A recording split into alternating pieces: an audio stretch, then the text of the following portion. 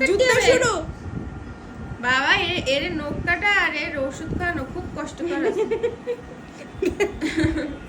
নখ কাটবে না তার মধ্যে নখ কেটে না তাড়াতাড়ি তুই কি আরেক সিম্বা হয়েছিস সিম্বা এরম করে আর ও এরম করা শুরু করছে হাত দিয়ে দিয়ে পা দিয়ে দিয়ে ঠেকায় রাখতেছে তাড়াতাড়ি কেটে নাও নাও এই হাত হাত দাও।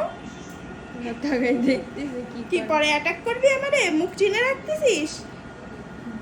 ও পরে তোর খবর আছে এখন দেখে রাখতেছি